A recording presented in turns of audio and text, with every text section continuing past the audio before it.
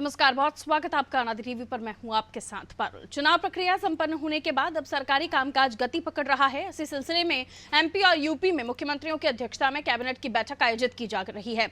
आपको बता दें, यूपी में लोकसभा चुनाव के बाद योगी कैबिनेट की पहली बैठक हुई, जिसमें नई ट्रांसफर नीति समेत 41 प्रस्तावों पर मुहर लगी। इसमें से 26 प्रस्ताव जल संसाधन मंत्रालय के हैं। लोकसभा चुनाव के चलते 4 महीने से योगी कैबिनेट की बैठक नहीं हुई थी। चुनाव अधिसूचना से पहले 5 मार्च को आखिरी बैठक हुई थी। कैबिनेट से मंजूरी के बाद अब राज्य कर्मचारियों के ट्रांसफर शुरू हो जाएंगे। डिप्टी सीएम ब्रजेश पाठक ने बताया है कि 30 जून तक ट्रांसफर किए जाएंगे। सभी विभागों ने अपनी अपनी ट्रांसफर पॉलिसी पहले से ही तैयार कर ली है। उधर मध्य प्रदेश के सीएम डॉक्टर मोहन यादव की कैबिनेट की बैठक में सोलर एनर्जी पंप लगाने पर किसानों को छूट देने का प्रस्ताव लाया गया। किसानों के हक में ये बड़ा फैसला है। मंत्रालय में शुरू हुई कैबिनेट बैठक में 2 दर्जन प्रस्तावों पर चर्चा की गई। बैठक में स्वास्थ्य सेवाओं को मजबूत करने के लिए एक इंटीग्रेटेड हेल्थ प्लान, कृषि के बिजली कनेक्शन के लिए नई सब्सिडी योजना और मोहासा बाबा इंडस्ट्रियल एरिया को लेकर एक प्रस्ताव पर सहमति देने जैसे मुद्दे पर चर्चा हुई। बैठक के बाद मंत्री कैलाश विजयवर्गीय ने कैबिनेट में हुए महत्वपूर्ण फैसलों की जानकारी देते हुए बताया कि सरकार ने किसानों को बिजली के बिल में सब्सिडी दी है। प्रदेश में 24,420 करोड़ की सब्सिडी अलग अलग वर्गों को सरकार दे रही है। उन्होंने आगे कहा कि प्रदेश में 1214 पद सीधी भर्ती से भरे जाने का फैसला भी सरकार ने किया है। इस लोकसभा चुनाव में मध्य प्रदेश ने रिकॉर्ड बनाया है। हम 29 की 29 सीट जीते हैं और मेरा ख्याल है कि मैंने जब से राजनीति प्रारंभ की तब से कभी भी हम 29 सीट नहीं जीते पिछले 40 वर्षों में। तो 29 सीट जीतने का रिकॉर्ड डॉक्टर मोहन यादव जी के नेतृत्व में हुआ, इसलिए पूरे मंत्रिमंडल ने माननीय मुख्यमंत्री डॉक्टर मोहन यादव जी को बधाई दी है। और इसमें बहुत सारे रिकॉर्ड बने हैं। अभी आपको मालूम है कि हम मध्य प्रदेश के चुनाव हुए, हम लगभग 163 सीटों पर जीते थे, पर इस बार हम 260 विधानसभाओं में जीते हैं लोकसभा के अंदर। और औसत हमारी हर लोकसभा की जीत 3.5 लाख की हुई है। तो ये एक बहुत बड़ी जीत है ये। और हमें वोट परसेंटेज भी हमारा बढ़ा है, लगभग 61% वोट हमको मिला है आज। इसीलिए मध्य प्रदेश में अभी अपन मध्य प्रदेश की बात कर रहे हैं। मध्य प्रदेश में 61% वोट भारतीय जनता पार्टी को मिला है। और इसलिए आज माननीय मुख्यमंत्री जी को बधाई दी। और फिर कैबिनेट ने प्रधानमंत्री जी को भी बधाई दी कि तीसरी बार एक ऐसा प्रधानमंत्री जिसका जन्म स्वतंत्रता के बाद हुआ हो और वह पहली बार लगातार तीसरी बार प्रधानमंत्री बने हैं, ये एक रिकॉर्ड है उनके नाम से। और इसलिए उन्हें भी बधाई दी। एक सामान्य परिवार में जन्म लेकर लगातार तीसरी बार प्रधानमंत्री बनना ये एक बहुत बड़ी उपलब्धि है। और इसलिए प्रधानमंत्री जी को भी कैबिनेट ने बधाई दी है। मध्य प्रदेश में 6 सदस्य माननीय मोदी जी के मंत्रिमंडल के सदस्य बने हैं। तो उन 6 को भी बधाई दी है और उनसे अपेक्षा की है कि मध्य प्रदेश के विकास में वे मंत्री अपना सहयोग प्रदान करेंगे। शंका हो रही है आपको? 5 आप मुर्गन को नहीं गिनते ना, इसलिए मुर्गन तमिलनाडु से आते हैं, बाकी मध्य प्रदेश से ही वो राज्यसभा में गए, इसलिए 6 हम मंत्री मानते हैं मध्य प्रदेश के। आज एक बहुत महत्वपूर्ण विषय पर भी चर्चा हुई है कि आप सभी जानते हैं कि मध्य प्रदेश सरकार किसानों के हित में हमेशा निर्णय करती है और वो प्रदेश की जनता जो बिजली के उपभोक्ता है उनको भी सब्सिडी देती है। तो कुल मिलाकर लगभग 24,420 करोड़ की सब्सिडी राज्य सरकार अलग अलग वर्ग के लोगों को दे रही है। जैसे यदि मैं बात करूं, घरेलू उपभोक्ताओं को लगभग 6,000 करोड़ की सब्सिडी है। आप सभी जानते हैं कि 1 से 100 यूनिट तक बिजली के भाव अलग हैं और बाकी उसके भाव अलग है, इसलिए लगभग सामान्य उपभोक्ताओं को 6,000 करोड़ की सब्सिडी मिलती है। और किसानों को, जो सामान्य वर्ग के किसान हैं, उनको 13,000 करोड़ की और SC ST को 5,000। तो कैलाश विजयवर्गीय जी को आप सुन रहे थे। पूरे 89 दिन के बाद मोहन कैबिनेट बुलाई गई, जिसमें कई अहम महत्वपूर्ण बातें जिस पर चर्चा हुई और खासतौर पर किसानों को लेकर। देखिए, प्रधानमंत्री नरेंद्र मोदी जब तीसरी बार प्रधानमंत्री बने तो सबसे पहले उन्होंने किसानों के हित में फैसला लिया, राशि जारी की। और अब जब ये कैबिनेट हुई है पूरे 89 दिन के बाद, 3 महीने करीब, और अब मोहन यादव कैबिनेट में भी किसानों के हित को ध्यान में रखते हुए देखिए जो बिजली बिल है उसमें किसानों को सब्सिडी देने की बात रखी गई है।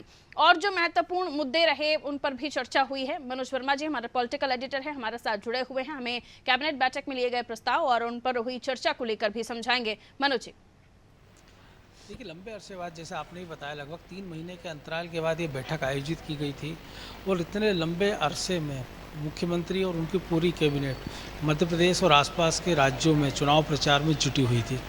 अभी पिछले दिनों ही डॉक्टर मोहन यादव ने कुछ चुनिंदा पत्रकारों से अनौपचारिक चर्चा की थी, जिसमें मैं भी शामिल था। तो उन्होंने विस्तार से बताया था कि सरकार की आगामी रूपरेखा क्या है, कैबिनेट के एजेंडे को लेकर उन्होंने चर्चा की थी। जैसे भी हम कैलाश विजयवर्गीय को सुन रहे थे कि लंबे प्रस्तावों पर चर्चा की गई, तो पूरी चिंता, फोकस इस बात का है कि मध्य प्रदेश में जो पेपर लीक है उसके सख्त एक्शन किया जाए। इसके साथ ही किसानों को, युवाओं को, महिलाओं को बेहतर अवसर मिले। किसानों की जहाँ तक सब्सिडी की बात है तो सरकार का इस बात पर पूरा फोकस है कि किसानों की नाराज़गी को किसी प्रकार दूर किया जाए, क्योंकि मध्य प्रदेश में वोट शेयर बीजेपी का ज़रूर बढ़ा है, लेकिन ग्रामीण इलाकों में जितना मत बीजेपी को मिलना था उतना मिला नहीं है। इसको लेकर भी बीजेपी में चिंतित है। और इसके साथ ही उत्तर प्रदेश और बाकी राज्यों में नतीजे आए हैं, उस पर भी अनौपचारिक चर्चा हुई है। तो आज की इस बैठक में जो सब्सिडी को लेकर सबसे बड़ा मुद्दा था किसानों को बिजली की सब्सिडी, तो लगभग पूरे प्रदेश में 24,000 करोड़ की बिजली की सब्सिडी दी जा रही है, जिसमें किसानों का हिस्सा 12,000 करोड़ का है। इसके साथ ही कई सारे जो एजुकेशन की बात कर रहे थे, स्वास्थ्य की, तो 6,000, जो खासतौर से सरकार का फोकस है नौकरियों पर है, क्योंकि हमने देखा ही पिछले दिनों राजस्थान सरकार ने हरियाणा और उत्तर प्रदेश में नई नौकरियां देने का वादा राज्य सरकारों ने रिक्त पदों पर किया, ताकि युवाओं की बेरोजगारी को दूर किया जा सके। तो यहाँ भी जो स्वास्थ्य सेवाएँ हैं उसकी क्वालिटी सुधारने की बात की जा रही है। जो प्रमोशन से जो पद भरे जाने हैं 1,1214, वो सीधी भर्ती से भरे जाएंगे। इसके साथ ही आधे पद प्रमोशन के साथ भरे जाएंगे, यानी जो लोग लंबे समय से प्रमोशन का इंतजार कर रहे हैं उनका रास्ता आसान होने वाला है। इसके साथ ही भारतीय स्वास्थ्य मानक स्थापित किए गए हैं, जो एक स्टैंडर्ड ऑपरेटिंग सिस्टम बनाया हुआ है केंद्र सरकार ने हेल्थ के सेक्टर में, उसको ध्यान रखते हुए 6,000 नए पदों की स्थापना की जा रही है और 3 विश्वविद्यालयों को उच्च शिक्षा से जोड़ने का प्रयास किया जा रहा है। इसके साथ ही जो बीजेपी के कोर एजेंडे, जैसे गौशाला की बात है, तो कमलनाथ ने भी पिछली सरकारों में उन्होंने दावा किया था कि मध्य प्रदेश में हर जिले में गौशाला बनाई जाएगी, लेकिन उस पर काम बढ़ा नहीं। अब इस सरकार ने नई गौशाला की जगह ये तय किया है कि जो गौशालाएँ पहले से बनी हुई है उनको उन्नत किया जाएगा, यानी यहाँ पे उनका खर्चा बढ़ाया जाएगा। जहाँ पे हम देख रहे हैं कई जगह से खबरें आती, बीमारी के कारण, बारिश के कारण, इलाज के अभाव में मवेशियों की मौत हो जाती है या उनके टीन शेड नहीं होता है, वो सारी दिक्कतें दूर करने का प्रयास किया जा रहा है। और ये कहा जा रहा है कि गौशालाओं में डॉक्टरों की नियुक्ति, वेटरनरी डॉक्टरों की नियुक्ति हो जाए। जो गायों का प्रतिदिन का जो खर्चा है, एक गाय का लगभग 20 रुपये महीने का, उसको बढ़ाने पर भी चर्चा की जा रही है। इसके साथ ही अनौपचारिक रूप से भी तय किया जा रहा है कि आने वाले जो 6 महीने 1 साल का सरकार का रोड मैप क्या होगा। जैसे भी केन बेतवा लिंक परियोजना सबसे बड़ा मध्य प्रदेश के लिए इशू है।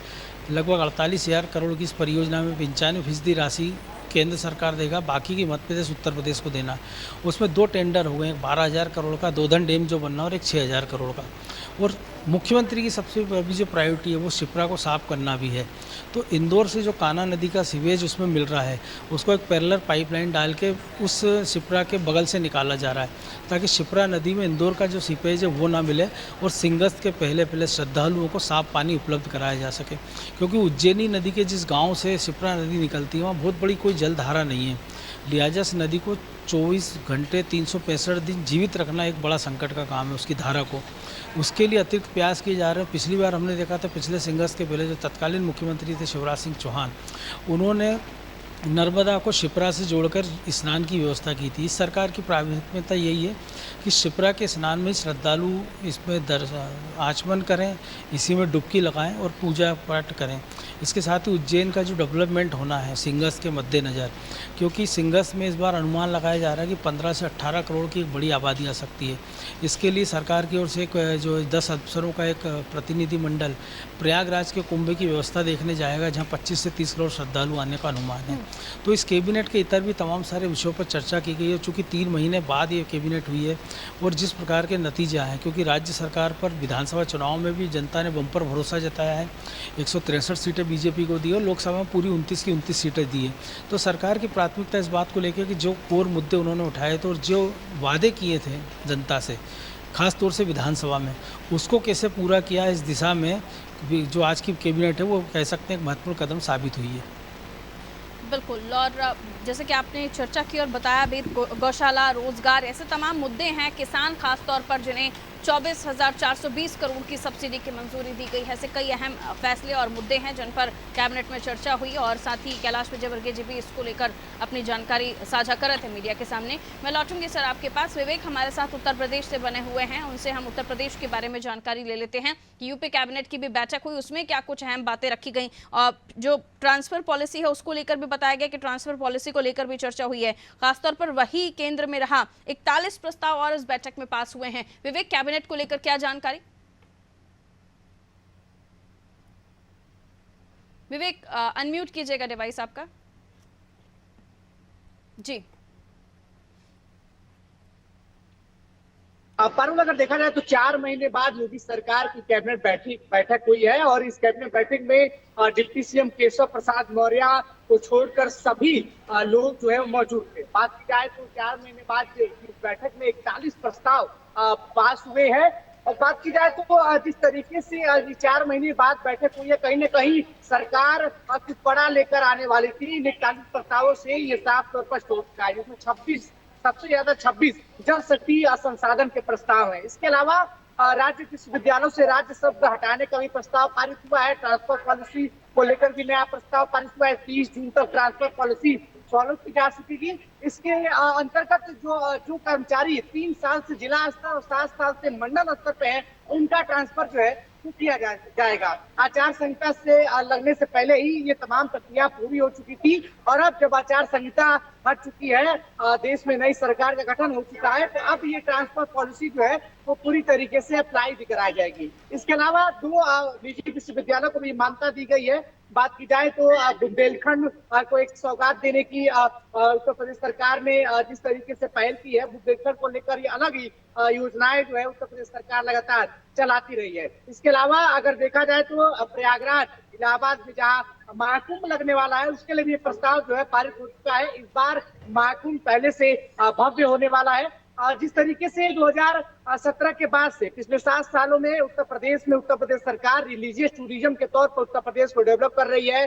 धार्मिक और सांस्कृतिक चीजों को और भी ज्यादा बढ़ावा दे रही है। इसी सिलसिले में महाकुंभ का जो बजट है उसको बढ़ाया गया है। साथ ही 3200 वर्ग मीटर में यह महाकुंभ का आयोजन होना था, जिसको बढ़ाकर 4000 वर्ग मीटर करने का प्रस्ताव दिया गया है। इसके अलावा घाटों का जो दायरा है उसको भी बढ़ाया जाएगा। जो लकड़ियां यूज होगी उसके लिए भी नए प्रस्ताव आए कि 99,000 के सापेक्ष 76,000 करके 236 करोड़ का प्रस्ताव इसमें पारित हुआ है। इसके अलावा अगर देखा जाए तो बुंदेलखंड के लिए भी कई परियोजनाएं रखी गई हैं, पाइपलाइन की परियोजनाएं रखी गई हैं और साथ ही साथ तमाम ऐसी चीजें हैं जिन पर उत्तर प्रदेश सरकार कड़ा रुख भी जो है अख्तियार करना चाहती है। हमने देखा है कि जिस तरीके से लोकसभा चुनाव संपन्न हुए उसके बाद सीएम भी एक्शन में दिखे हैं। अधिकारियों से लेके उच्च अधिकारियों से लेके कैबिनेट मंत्रियों तक की बैठक जो है वो लगातार हो रही है। बैठक के बाद प्रेस कॉन्फ्रेंस सुरेश खन्ना जो वित्त मंत्री है उत्तर प्रदेश सरकार, उन्होंने शुरू की। फिर बारी बारी से सभी मंत्री जो अपने अपने विभागों का ब्यौरा जो है प्रेस कॉन्फ्रेंस के माध्यम से पारित रखते गए। बिल्कुल। एक तरफ अभी शिप्रा में किस तरीके से सफाई है उसको लेकर भी मनोज जी जिक्र कर रहे थे।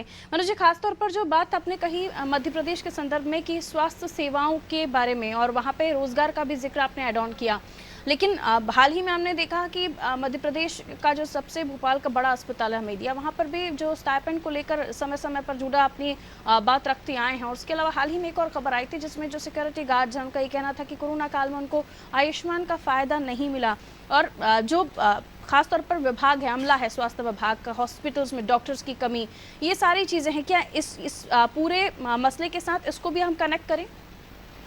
जी देखिए, अभी स्वास्थ्य विभाग की जो बात हो रही है कि मध्य प्रदेश में जो आपने जिक्र किया है, तो आज ही की कैबिनेट में 46,000 से ज़्यादा पद, रिक्त पद जो पड़े हेल्थ डिपार्टमेंट में, जी। उसको भरने का प्रयास किया जा रहा है। क्योंकि एक सबसे बड़ी दिक्कत ये है कि जब जो सरकारी कॉलेजों में जूनियर डॉक्टर जब पढ़ते हैं, जब उनकी डिग्री कंप्लीट हो जाती है, तो पहले वो बाउंड ओवर किया जाता है उनको कि उनको ग्रामीण इलाकों में इतने साल सेवा देना है, नहीं तो उन पर जुर्माना लगेगा।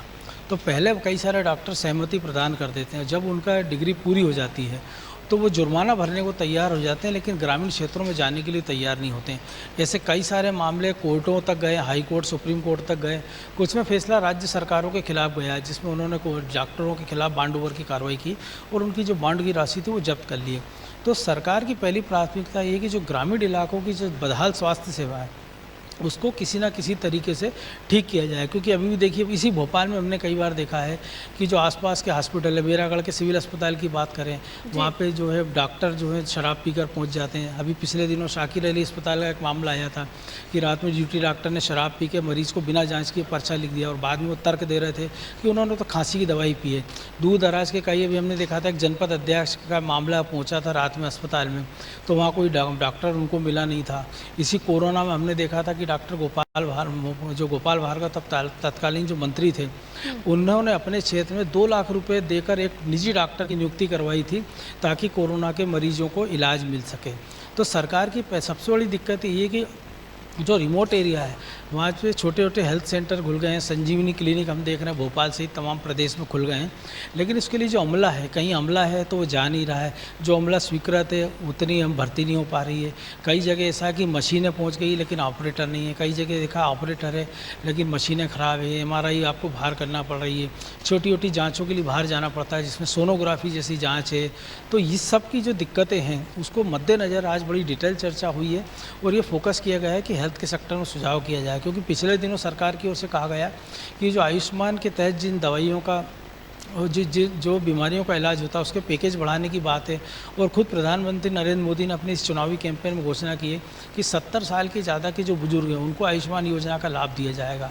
तो देश में बुजुर्गों की एक बड़ी आबादी है, तो इसके मद्देनज़र रखते हुए भी हेल्थ की जो सुविधा हैं उनको सुधारने की दिशा में काम किया जा रहा है। इसके साथ ही जो आपने स्टाइपेंड की बात की है, तो सरकारी कर्मचारियों का अब हमने आमतौर पर देखा कि तमाम सारे सरकारी कर्मचारियों ने अभी आंदोलन शुरू कर दिया है। अभी वकीलों की ओर से मांग उठी है कि उनको आयुष्मान का लाभ दिया जाए। तो जो भी ये स्कीम्स हैं वो सारे लोग चाहते हैं उनको इसका लाभ मिले या उनकी हर साल वेतन वृद्धि हो। लेकिन हम इसके उलट कई बार हम इसे नज़ारे देखते हैं, हम सारे कर्मचारी डॉक्टर या उनको ब्लेम नहीं कर रहे हैं, लेकिन आप किसी भी सरकारी कर्मचारी अस्पताल में चले जाइए, ऑफिस में चले जाइए, अगर 10 बजे की ड्यूटी है तो 11-12 के पहले लोग आते नहीं हैं। 1 बजे का लंच टाइम है तो 3 बजे तक वो लौटते हैं। शाम को 5 बजे तक ऑफिस चलना है तो 4 बजे से सामान समेट देते हैं। भोपाल सहित मध्य प्रदेश में हमने देखा था कि डॉक्टरों को कहा था कि आपको OPD 3 बजे तक करना है। अभी हम किसी भी अस्पताल में चले जाएँ तो कोई डॉक्टर 12-1 बजे के बाद दिखाई नहीं देता है। तो दोनों चीज़ें, एक तो डॉक्टर की कमी है, हेल्थ जो अमले की कमी है, और दूसरा जो डॉक्टर हैं वो समय पे काम नहीं कर रहे हैं। कई बार हम देख रहे हैं कि JP एक आरजू वहाँ एक टेंडेंसी बना ली गई है कि कोई भी मरीज आता है तो उसको तुरंत हमीदिया रेफर कर देते हैं, जबकि अगर वो ढंग से उसका एग्जामिनेशन करें तो वहीं पर उसका ट्रीटमेंट हो सकता है। तो ये छोटी छोटी ऐसी चीज़ें जिनमें सुधार करने की ज़रूरत है। आप देखिए कि मुख्यमंत्री कहते हैं कि जल गंगा मिशन के तहत जो बावड़ी तालाब उनकी सफाई की जाएगी। इसके बाद आम आदमी सक्रिय हो जाते हैं, महापौर सक्रिय हो जाती है। लेकिन सवाल ये उठता है कि जिनकी जिम्मेदारी वाटर स्रोत, जो वाटर बॉडी को साफ करने की, वो लोग क्यों चिंता नहीं करते? नगर निगम के अमले का काम ही है, तो मुख्यमंत्री के निर्देशों का इंतजार क्यों करना? मुख्यमंत्री के साथ निर्देश पर महापौर घूम रही हैं तो उनको कमियाँ दिख रही है, लेकिन अमला नहीं जा रहा है। तो ये सारी ऐसी छोटी छोटी चीज़ें हैं कि आधे से ज़्यादा समस्याएँ अगर कर्मचारी ढंग से उनसे काम करने लगे, समय पर ऑफिस आने लगे, अस्पताल आने लगे, कोर्ट आने लगे, रजिस्ट्री ऑफिस में जहाँ जहाँ भी है उनका काम पड़ता है आने लगे, तो आधी से ज़्यादा समस्याओं का हल वैसे भी हो सकता है। बिल्कुल, तो सख्ती के साथ साथ जो निर्णय लिए जा रहे हैं वो तो हैं ही, लेकिन जो काम कर भी रहे हैं वो भी अगर सही से करने लगे तो शायद बहुत सारी जो दिक्कतें हैं वो ख़त्म हो जाएंगी। पर जो कैबिनेट हुई उसमें कई ऐसी बातें मनोज सर ने भी रखी, जिसमें केंद्र में गौशाला, रोजगार, हेल्थ सेक्टर भी नज़र में था। बहुत बहुत शुक्रिया मनोज जी। और साथ ही विवेक हमारे साथ जुड़े हुए हैं। विवेक के पास एक कमेंट के लिए चलते हैं। तो सीधे तौर पर धमाकेदार धुआंधार बैटिंग करते हुए नजर आ रहे हैं मुख्यमंत्री योगी आदित्यनाथ। और जैसे ही जो कैबिनेट हुई है उसके बाद हमने देखा कि किस तरह से ताबड़तोड़ चीज़ें की जा रही हैं, निर्णय लिए जा रहे हैं।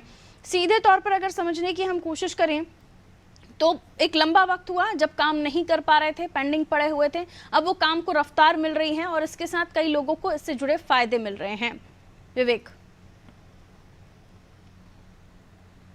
बिल तरीके से पिछले 3 महीने से आचार संहिता के नाते सरकारी कामकाज में रुकावट थी, वो कामकाज हो नहीं पा रहे थे और आचार संहिता को देखते हुए जो सरकारी अधिकारी हैं उन्होंने बकायदा उस काम की लिस्ट बना के रखी थी और जब आचार संहिता ये समाप्त हुई है तो सारे काम जो पेंडिंग पड़े हुए थे वो धीरे धीरे शुरू होना अब वो शुरू हो चुके हैं। मुख्यमंत्री योगी आदित्यनाथ एक्शन में है, लगातार सरकारी बैठक करने के बाद 4 माह बाद अपने कैबिनेट की बैठक की है और जिस तरीके से जी चलिए, विवेक डिस्कनेक्ट हुए हैं हमारे साथ। तो देखिए, कई ऐसी चीजें हैं जिसमें उत्तर प्रदेश राज्य विश्वविद्यालय अधिनियम 1973 में संशोधन किया गया है और उसके साथ ये भी हम आपको बता दें, राज्य विश्वविद्यालय के नामों के आगे से राज्य शब्द हटाया जाएगा। जैसे शाकुंभरी राज्य विश्वविद्यालय नाम है तो आगे से राज्य हट जाएगा। और बरेली में फ्यूचर विश्वविद्यालय की स्थापना को मंजूरी दे दी गई है। गाजियाबाद के HRIT विश्वविद्यालय की स्थापना की मंजूरी मिल गई है। यूपी सरकार HUDCO से 1000 करोड़ लोन लेगी। तो ऐसी कई सारी चीज़ें हैं। महाकुंभ मेला, प्रयागराज में भव्य आयोजन महाकुंभ मेले को लेकर, ऐसी कई चीज़ें जो इस कैबिनेट में डिस्कस हुई हैं। और हम देख रहे हैं कि मध्य प्रदेश की बात करें, उत्तर प्रदेश की बात करें, एक लंबा वक्त रहा जब काम नहीं कर पा रहे थे क्योंकि आचार संहिता लगी हुई थी, लेकिन अब ताबड़तोड़ काम काज भी हो रहे हैं और एक्शन मोड में राज्य के मुख्यमंत्री नजर भी आ रहे हैं। इसी के साथ मुझे दीजिए इजाजत, रखिए अपना ख्याल, नमस्कार।